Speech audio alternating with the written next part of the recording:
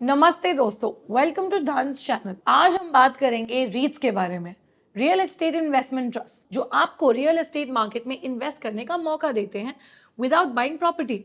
तो चलिए देखते हैं कि कैसे रीट्स आपके पोर्टफोलियो को बूस्ट कर सकते हैं। इमेजिन कीजिए आपको मुंबई या दिल्ली की किसी प्राइम प्रॉपर्टी में इन्वेस्ट करना है, बट 2-4 करोड़ का बजट नहीं है।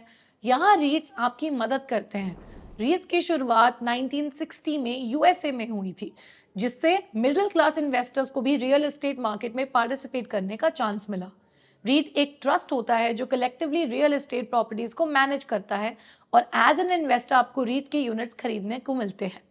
Similarly to how pooled money is invested in mutual funds, यहाँ pooled money is invested in real estate.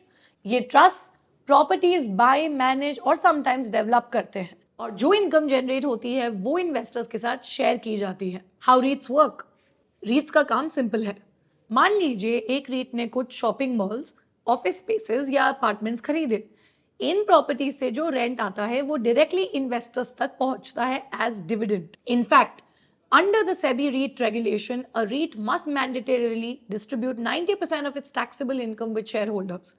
Mainly 2 तरीके के रीट होते हैं, इक्विटी रीट्स जो प्रॉपर्टीज ओन और ऑपरेट करते हैं, एंड मॉर्टगेज रीट्स जो प्रॉपर्टी लोन्स में इन्वेस्ट करते हैं।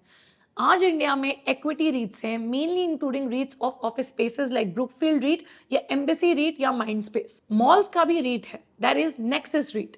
तो जब आप रीट में इन्वेस्ट करते हैं, आप उस प्रॉपर्टी मतलब ऑफिस स्पेस या मॉल्स एक्सेट्रा के पार्शियल बेनिफिशियरी बनते हो, just like when you buy a share of a company, और उस रीट का प्रॉफिट यूनिट लेवल पार्टिकुलेट होकर आपको पहुंचता है।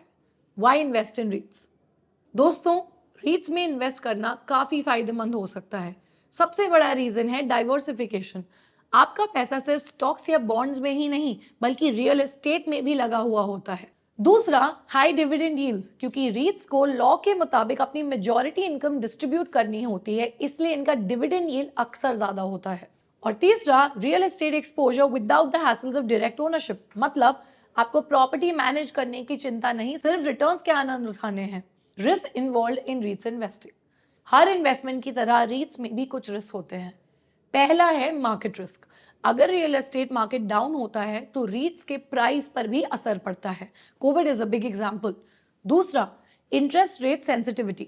जब इंटरेस्ट रेट्स बढ़ते हैं तब रीट्स की वैल्यू घट सकती है। और तीसरा, लिक्विडिटी इश्यूज। कभी कभी कुछ रीट्स इजीली सेल नहीं होते, इसीलिए आपको अपना पैसा तब तक फंसा हुआ महसूस हो सकता है जब तक मार्केट रिकवर ना हो जाए। हालांकि अब रीट्स की पॉपुलैरिटी बढ़ रही है and more volume and liquidity is being seen. Also REIT में इन्वेस्ट करने से पहले उसका ट्रस्टी एंड रीट के मैनेजर को एक बार चेक कीजिए टू मेक श्योर ये रिकॉग्नाइज्ड नेम्स हैं and have a proven track record of good corporate governance and growth. How to select and invest in REITs? तो रीट्स में इन्वेस्ट कैसे करें? धन की ब्रोकरेज सर्विसेज का यूज करके आप आसानी से रीट्स खरीद सकते हैं। द सेम वे जैसे आप स्टॉक के नाम सर्च करके स्टॉक खरीदते हैं, वैसे ही रीट का नाम सर्च करके रीट यूनिट्स खरीद सकते हैं। लेकिन ध्यान रखें, सही रीट चुनना बहुत जरूरी है। इसके लिए आपको रीट की फाइनेंशियल हेल्थ, प्रॉपर्टी पोर्टफोलियो और मैनेजमेंट टीम के बारे में रिसर्च करनी होगी। रीट्स को एनालाइज करते टाइम कुछ की मेट्रिक्स पे ध्यान देना चाहिए, जैसे फंड्स फ्रॉम ऑपरेशंस (FFO) और adjusted funds from operations (AFFO), जो आपको रीट की एक्चुअल अर्निंग पोटेंशियल बताते हैं। ऑक्यूपेंसी रेट्स भी इंपॉर्टेंट होते हैं, क्योंकि ज्यादा ऑक्यूपेंसी मतलब ज्यादा इनकम।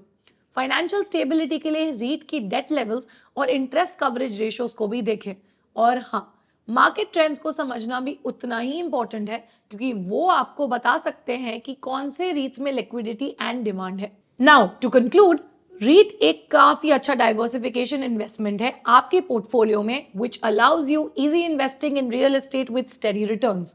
इसलिए अपने पोर्टफोलियो में रीट्स को कितनी जगह देनी है, ये एक इंपॉर्टेंट डिसीजन है। एक्सपर्ट्स का कहना है कि टोटल इन्वेस्टमेंट का एक हिस्सा ही रीट्स में होना चाहिए, ताकि रिस्क मैनेज हो सके और आपका कैपिटल ज्यादा डाइल्यूट ना हो। So decide this portion based on your wealth creation targets and risk tolerance. कोई और सवाल हो तो कमेंट सेक्शन में जरूर पूछना, और इस वीडियो को लाइक और शेयर करना ना भूलें। धन्यवाद and happy investing. Investments in the securities market are subject to market risk. Read all the related documents carefully before investing.